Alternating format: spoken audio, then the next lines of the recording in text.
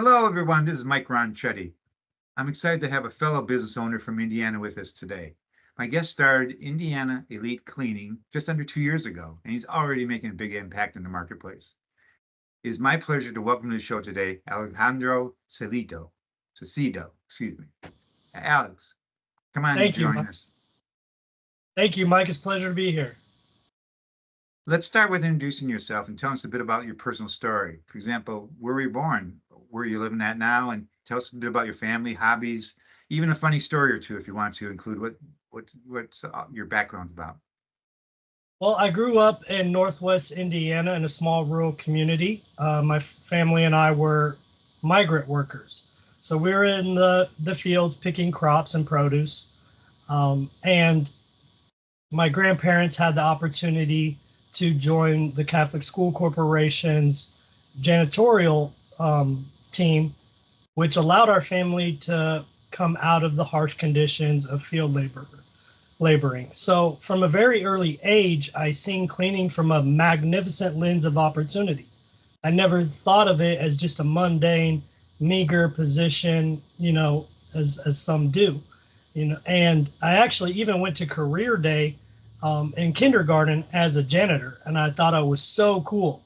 My grandfather put a cleaning rag in my back pocket, and he even gave me the school's keychains with all the keys and fastened it to my belt. And I just thought I was the coolest kid in school. And to my classmates, I was, because my grandfather was a beloved member of not just the parish, but also to the school and all the students as well. What a fantastic story and background. You live in the South Bend area, is that right? Yes, I live downtown South Bend, actually. And I Okay, great. love downtown. Fantastic, fantastic. Well, let's move over a little bit to your business and your business background then. You kind of gave some hints of this, but tell us about how the business came about and at what point did you feel you had the confidence to run your own business? Yeah, well, I was actually in the trailer manufacturing industry, and the line that I was assigned to as a team lead had not made production quota within the first 5 months of the year on a weekly basis. So when I obtained the position as a team lead, I just did a few minor things. I implemented some 5S structures, some team building development, and as well as quality control inspecting. And within that first week of having the position, we made production quota, which the administrative office was very pleased by that. And then we made it every single week that I was in position. So they took those structures and implemented it throughout the entire plant. And that line is now the leading line at that facility. So, business is something I wanted to do for so long, but I wasn't sure what exactly, what that would be, and as I thought back to my upbringing, it became inevitable, that cleaning was the way to go. So I took those same structures, implemented into my cleaning company, got myself in a position with capital to let go of my position full time and just give myself completely to my business. It was just a big leap of faith that, I could pull this off. So you kind of did that. I'm leaving a secure job to start on your own, or did you transition between two jobs for a while?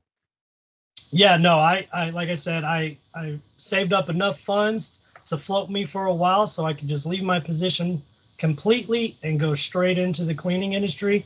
We had luck, and with starting the business, after I registered my LLC 4 days later, we actually obtained our first large commercial contract for a massage and wellness center here in South Bend.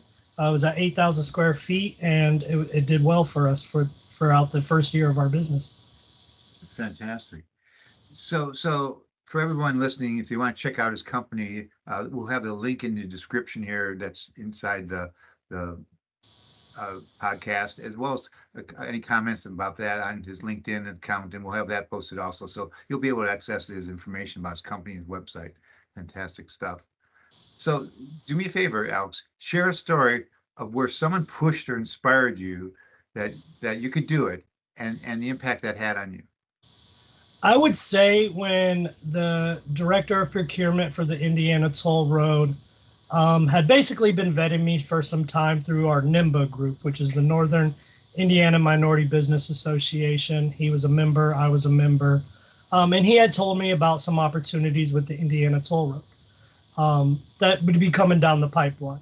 When that opportunity did come forth, it was so much larger scale than my mind was ready to interpret. I guess, when somebody says, come clean our restrooms, I was like, yeah, of course I can do that, and I didn't realize the magnitude of it, of the opportunity that he was presenting. So it was a bit much to take in. I was basically at 11 months in billions, or 11 months in business with a multi-million-dollar contract on our table. And, I just, the next day I spoke to him again, and I just asked him, I said, is this really what I'm thinking here? Am I thinking too much? Like, am I understanding this correctly? And he said, you are understanding this correctly. And between him, my banker, and and all the people that have surrounded me and supported my business, I realized this opportunity came because of my business excellence, everything I had put forth, that they recognized my talents and abilities, and that I could take on this project. So being encouraged by all of their support and the fact that this came so early on gave me the strength to go ahead and try to tackle it. So that seemed to be the kind of the start of the momentum. What biggest learning, though, did you get out of the first year, for example? What did you learn as that business owner? What you had to buckle down and focus on, maybe you hadn't given thought to? Um, s- Scaling your growth, over a period of time. There's a lot of opportunity in the South Bend and throughout the Michiana region. There's a lot of people who will support you get there as well. But taking on too much too soon can be damaging. So understanding your limits, understanding where you are, and taking on what you're able to, being honest with yourself, as well as your customers, will only help you advance in the right amount of time. Got it. Wow, fantastic. So we know that, especially in your situation you described, where business success doesn't happen in isolation. You happen to meet some people, you found some networking, fell into some situations where you were the right fit, the right time. You got some encouragement by some people who you trusted, you know. But again, over the last couple of years, whether it be you or your fellow business owners, what helped you get through it? I mean, is it you're just momentum or intuition or what?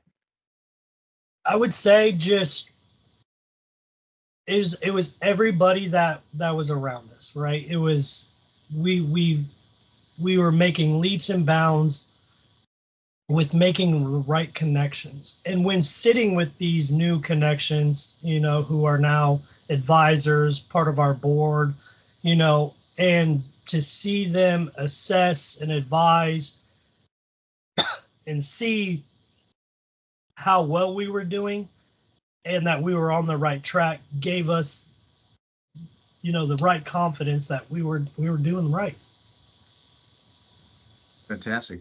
So kind of piggybacking on that, I'm going to ask you to get a little bit about possibly pick some three people or whatever in particular you want to, mentally describe, call out a name, whatever, it's not negative, about the journey as far as those three people who put you on that journey that you're most grateful for getting through that first phase, that growth phase that you've achieved now and getting it right and now scaling. Throw out a couple names. I mean, you mentioned one person as far as the first client, but is there others? Oh, absolutely. I mean, countless. But to name three, I would say the first being James Summers, the director of Project Impact, and the Summers Group. He's been one of our trusted advisors and board members from early on. And he's just there whenever we need, whatever advising we can always turn to James and get just outstanding expert knowledge and connections through his network. He's been a great asset to the company. Another would be Matthew Levy, the director of Innovation Labs of Notre Dame. Same thing. He's been there, supported us, gone above and beyond, from helping us with our brand, helping us develop our comprehensive cleaning company concept, to where he has his team currently putting decals on our truck and fleet. So anything we need, Innovations Labs is there to support a community-based business. I'm really thankful for him and all of his team and all they've done. And third and foremost, I would have to say Ronalda Menace with Menace Consulting. When it comes to supplier diversity, the woman is the expert that our area needs when it comes to implementing those. And there are trusted companies that rely on her. And she's seen the advancement of our business, the serious professionalism that we carry, and came alongside us, supported us, presenting opportunities, whether it's helping us prepare proposals, make connections, supporting us with our new partnerships, in supplier diversity. She's been a great asset as well. Fantastic. Thank you for thinking of those type of people, as well as sounds like they're very impressionable of making your life better and quicker, achieving what you want to. So now let's look a little forward thinking here. The next 1 to 3 years, what's your number one point of growth or challenge you're going to have to achieve those goals? Number one, I think when it comes to the opportunities that I pursue, I do try to take on those opportunities that come with supplier diversity mandates, right? Which are, very large contracts and very large opportunities. So the challenge I have that I've been facing is that, like you said, we're less than 2 years in business, right? So for those type of projects, I'm competing against major corporate players in the game, right? They've been around. They have the systems, they have the personnel, they've done this a million times over, right? So that's who I'm competing against, which doesn't stop me or frighten me. I still put in my bids, I still compete with the best of them, because it's not just me and my small company that's coming forth at these bidding tables and bidding processes with these proposals. It's, again, everybody I've mentioned on top of so many others that have brought me to a position to try to compete for these. So just being under that 2 years is a limiting factor with risk management to a lot of companies, but we're 1 in a million, that's been able to take this on so quickly. Sure sounds like it's been a good effort as well as good results. So congratulations on that. I gotta kind of throw a sage old thought here. Jim Rome, who happened to be a consultant in the industry for many, many decades, and he just passed away recently, but he's considered one of our best coaches, advisors. He often said, you want to become the average of the 5 people you spend the most time with, meaning you think about the people who are your friends and associates, but also you want to make sure you're as good and skilled as they are, or find other people who can inspire you a little differently and look at that from a standpoint of growth. So if you were to look at that and say, how would you advise another business owner trying to get to where you are at? Would you see that there are 5 people to reach out and make sure they stretch you, or you found yourself in a unique situation?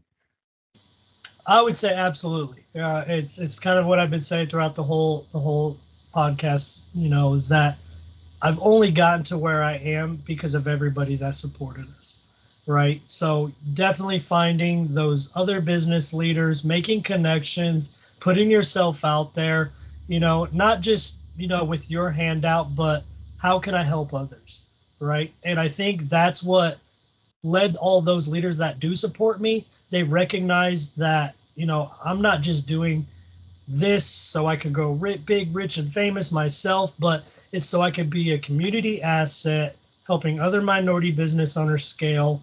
And I believe that they recognize that that's a rare trait, sadly, in our day and age, and that's who they support because they have those type of hearts as well. Thank you. Thank you for answering that question for me. So, Alex, it sounds like you've been blessed with some incredible people who have helped you through your journey. What would you like to say to them right now?